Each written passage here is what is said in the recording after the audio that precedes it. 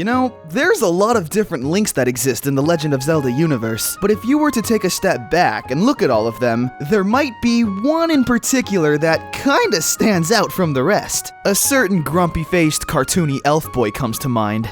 I'm of course talking about Toon Link. Or at least, that's just what I'm going to call our little hero of the winds. The Legend of Zelda Wind Waker is one of the most unique Zelda games out there, not only in its design and aesthetic, but with its main hero. Toon Link isn't exactly like the other heroes of Hyrule we've seen in the past. He's very, different, to say the least. But what if there was an entire story to the Wind Waker hero that you may have completely overlooked? If you're kinda confused, don't worry, because we're going to dive into Toon Link's little secret right now. Okay, so hear me out. The Link from Wind Waker was not the almighty chosen hero from the goddesses meant to stop Ganon, but instead, just a normal, everyday young kid who simply looked up to Link. An aspiring hero, if you will. Here's what I mean. Link is a very iconic figure within the Zelda universe, and no doubt, all of his adventures have been documented for Hyrule's history, to be told for generations and generations. According to Nintendo's official Zelda timeline, Wind Waker is the beginning of an alternate timeline, but in order to get to this specific split, there were 4 games prior that took place, all of which involve the hero Link saving the day from the forces of evil. But one of these games in particular has a little more relevance to all of this, the Ocarina of Time, during which Link has an epic battle with Ganon, who is then defeated and sealed away. Hyrule is safe once again. At least that's the history for the Wind Waker timeline. But now, fast forward however long, and Ganon has been resurrected. He then seals off Hyrule and floods it. Kind of a dick move. Ganon is at large once again, Hyrule is in trouble, and the hero of time is nowhere to be found.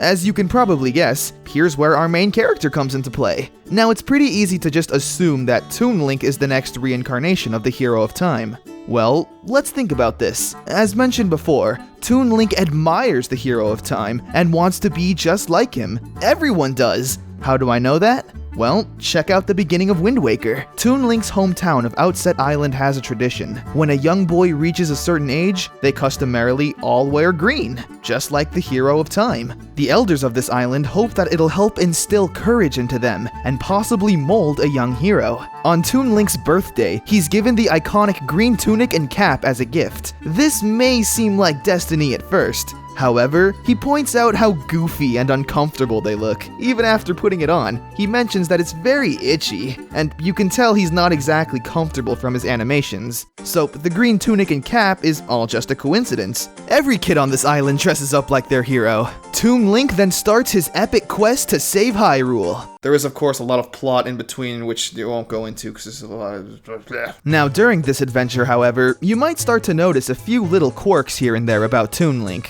For example, the pictures. Yeah, what's up with that? Even though we have an entire world to save, that won't stop Link from taking pictures and even selfies of the weird people he encounters, the scenery, and everything in between. Another interesting hobby of Link's during these adventures is his need to collect. Now, no matter which Link you look at, they've never been shy when it comes to collecting items. However, Toon Link in particular has a little more of an interesting collection. Throughout the entire game, Toon Link is very intent on collecting...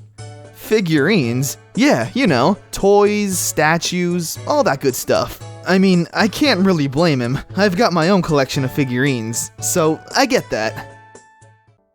Now, what exactly am I trying to say? Toon Link may just seem to be a little more eccentric than the other Links, but doesn't it make just a little more sense if we view this all from the perspective of Toon Link being an aspiring hero and admirer of the Link before him?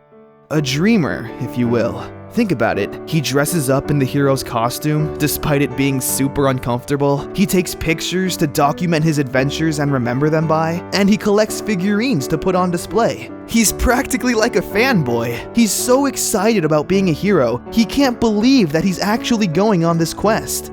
Link is meant to be a character that we can all relate to. So doesn't viewing him from this perspective kind of make him more relatable? Most of the Links accept the fact that they're the chosen hero, and they start to act more noble, mature, and composed.